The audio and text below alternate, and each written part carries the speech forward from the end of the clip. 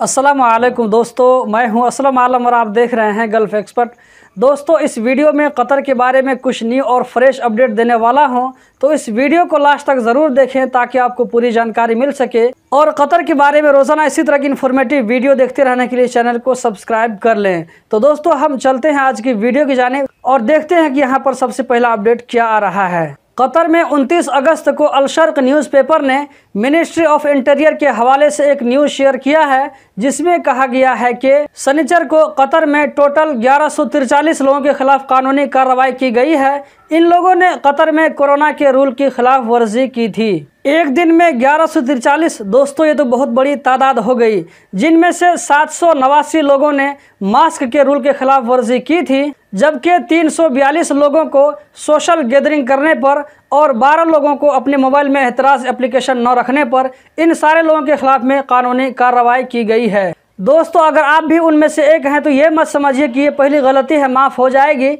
बल्कि अपने नज़दीक के किसी पुलिस स्टेशन में जाइए और वहां जाकर के इस मैटर को सॉल्व कर लीजिए, वरना बाद में आपको 2000 रियाल या इससे ज़्यादा फाइन भरना पड़ सकता है। दोस्तों, अब हम बढ़ते हैं आज के दूसरे अपडेट की तरफ।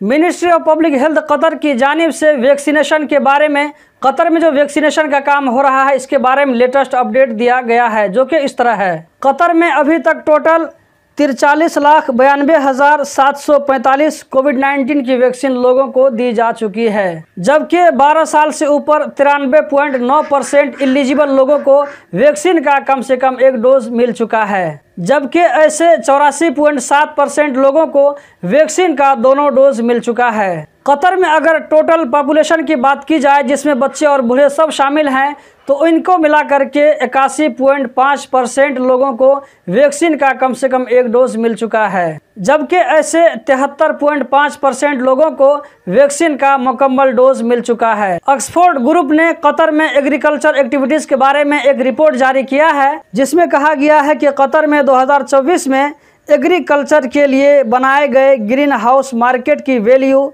216 मिलियन डॉलर होगी, जबकि 2018 में इसकी वैल्यू 97.9 मिलियन डॉलर थी। इससे पता चलता है कि कतर में एग्रीकल्चर के फील्ड में कितनी मेहनत की जा रही है, इस पर कितना काम किया जा रहा है। दोस्तों, आप जो मेरे हाथ में माइक देख रहे हैं, ये बोया बाई M1 का माइक है।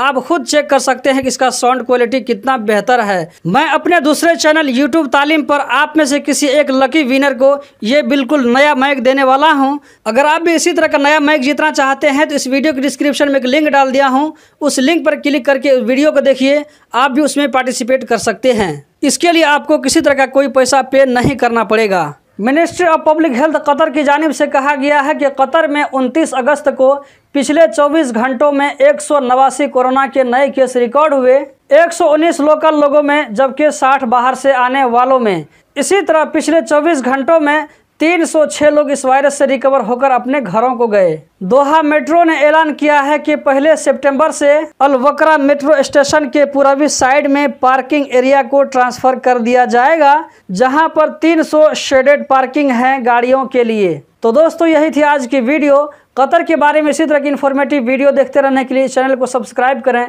वीडियो को लाइक करें। वीडियो देखने का बहुत बहुत शुक्रिया।